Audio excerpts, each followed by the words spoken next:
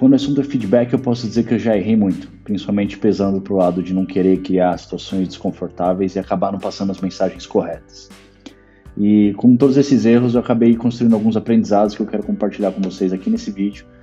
Vou fazer o possível para não ser também aqueles vídeos chatos sobre feedbacks, eu queria passar alguma coisa um pouco mais legal para vocês, mas foram aprendizados muito importantes para mim. São 6 dicas, tá? A primeira dica é usar frameworks de feedback. Como bom nerd, eu estou acostumado que na programação a gente muitas vezes usa frameworks que nada mais são do que soluções prontas para problemas comuns que a gente tem no dia a dia. E passar feedback é um desses problemas e algumas pessoas já criaram frameworks para vocês passarem feedback de forma mais eficiente. Um desses frameworks é um framework chamado SBI, ou SBI, que é Situation Behavior Impact, que é um framework que basicamente te ajuda a estruturar o seu feedback baseado em fatos e não opiniões. Isso evita tornar o assunto pessoal e torna a discussão mais produtiva, porque você fica discutindo justamente o que aconteceu e não a opinião de cada um ali. E esse framework é bem fácil de ser implementado. Basicamente, quando você está passando o feedback para a pessoa, você descreve a situação que aquele feedback se refere, qual foi o comportamento que aquela pessoa teve e quais foram os impactos que puderam ser observados a partir daquele comportamento que ela teve.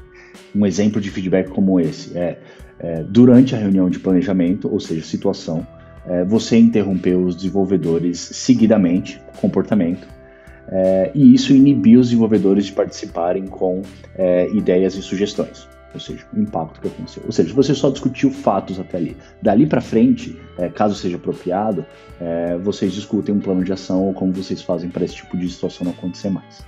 O outro framework que eu quero compartilhar com vocês é um framework chamado Sinceridade Radical, ou Radical Candor, que é inclusive o nome de um livro.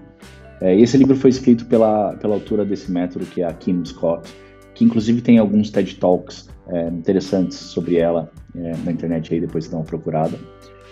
E basicamente esse framework serve para classificar feedbacks. Então ela fala que o feedback mais poderoso que tem é o feedback onde acontece a sinceridade radical, que é onde a pessoa percebe que você se importa com ela e ao mesmo tempo você está passando uma mensagem dura e difícil para ela, para que ela se sinta incentivada a fazer a mudança que o feedback está provocando. E, na minha opinião, o melhor jeito de entender a sinceridade radical é entendendo as situações opostas a ela. Então, uma delas é a que ela chama de empatia ruinosa, que é quando você se importa muito com a pessoa, mas você se importa tanto com ela que você evita passar desconforto para ela e passar mensagens difíceis. Então, você acaba ou mentindo sobre o comportamento e a performance dela, ou muitas vezes simplesmente não comentando as coisas que poderiam ser coisas que fariam ela melhorar. E a outra situação oposta é a agressão desagradável, que é quando você passa mensagens duras para as pessoas, mas as pessoas não entendem que você se importa com ela. Então, a pessoa fica muito mais irritada e com raiva de você do que com vontade de fazer as melhorias que aquele feedback está propondo. E, claro, esse framework é muito mais completo do que esses comentários aqui, essas situações são muito mais bem detalhadas no livro. Então, se você se interessa por dar feedbacks melhores, eu recomendo que você dê uma lida nesse livro. É uma leitura bastante importante. A dica número 2 é passar feedbacks frequentes e pontuais. Geralmente os feedbacks funcionam melhor quando eles são dados próximo ao comportamento que gera o feedback e de forma mais constante. Então, um bom jeito de fazer isso é logo depois de alguma reunião você chamar a pessoa de canto e você passar o feedback para ela da situação que aconteceu naquela reunião, por exemplo. O que eu quero dizer é que você não precisa esperar a sua próxima reunião one-on-one para passar esse feedback para a pessoa. E pior ainda, você não precisa esperar o ciclo de avaliação de performance da empresa, que muitas vezes é semestral ou anual, para passar o feedback para ela. Acho que, no geral, todo mundo se beneficia se você tiver evoluções constantes no trabalho e no comportamento das pessoas. A dica número 3 é a importância de você também receber feedback. Então, um bom jeito de você criar o conforto para passar feedback para as pessoas é você receber feedback também. E você pode fazer isso de diversas formas. Por exemplo, numa reunião one-on-one, você pode perguntar para a pessoa o que você pode fazer para o trabalho dela se tornar melhor, ou o que você faz que mais atrapalha o trabalho dela, ou ainda o que você fez nas últimas semanas que atrapalhou, que você poderia ter feito diferente. E uma coisa boa de lembrar nessas horas é de estar com o coração aberto para receber o que as pessoas vão falar. Da mesma forma que você gostaria que elas ouvissem com atenção o feedback que você está passando, é importante você ouvir com atenção e valorizar, não ficar muito na defensiva, não querer ficar se defendendo muito, e valorizar o que ela está querendo contribuir para o seu trabalho. Muitas vezes, o feedback dos seus liderados para você é até mais importante do que o seu feedback para eles. A dica número 4 é não dourar a pílula.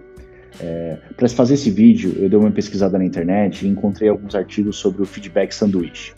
E o feedback sanduíche nada mais é do que você começa o feedback falando bem da pessoa, aí você coloca um mais no meio ali, e aí você começa a colocar os pontos negativos. E quando você coloca os pontos negativos, a conversa fica num tom desconfortável, tanto para você quanto para a pessoa que está recebendo o feedback. E para não continuar com esse desconforto, você volta a falar das coisas boas dela. Então, por isso que chama sanduíche. Você começa com as coisas boas, aí você fala as coisas ruins, você termina com as coisas boas. O problema de um feedback como esse é que acaba criando muito ruído na mensagem principal que você quer passar, que são as melhorias que a pessoa precisa absorver. Muitas vezes, quando você faz um feedback como esse, sanduíche, as pessoas acabam lembrando muito mais das coisas que você elogiou, das coisas boas, do que das coisas que tem para melhorar. Então, minha sugestão para você é, quando você precisa de uma mudança de comportamento, de algum liderado seu, você precisa gerar um certo desconforto, que muitas vezes é desse desconforto que nasce um plano de ação, é desse desconforto que nasce a vontade da pessoa incorporar aquele feedback e fazer as mudanças que precisa. Então, algumas vezes você vai precisar terminar o feedback com uma situação um pouco desconfortável, mas vai servir para passar a mensagem muito mais claramente. A dica número 5 é também passe feedback sobre aspectos culturais.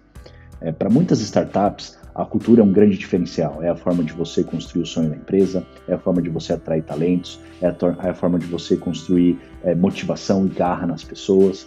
E se esse é o seu caso, eu recomendo bastante você tomar bastante cuidado de passar feedbacks culturais da mesma forma que você tem o cuidado de passar feedback sobre performance.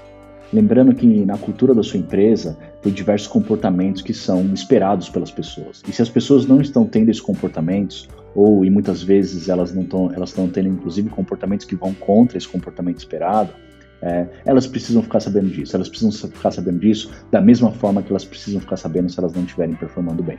E infelizmente é mais fácil você tolerar desvios de comportamento, desvios de cultura, do que desvios de performance. E quando você tolera desvios de cultura, esse comportamento acaba sendo copiado e propagado. E o melhor jeito de você evitar essa propagação é você passar feedbacks constantes sobre os comportamentos de cultura e você explicar para as pessoas qual que é o valor da sua cultura e por que você espera esses comportamentos dela. Um exemplo da minha trajetória que é bastante legal, na 99 a gente tinha uma cultura muito forte de respeitar os nossos concorrentes. E quando alguém do time se referia aos nossos concorrentes de alguma forma desrespeitosa, logo depois da reunião eu chamava a pessoa de canto e falava, cara, esse aqui não é o jeito que a gente faz aqui na 99.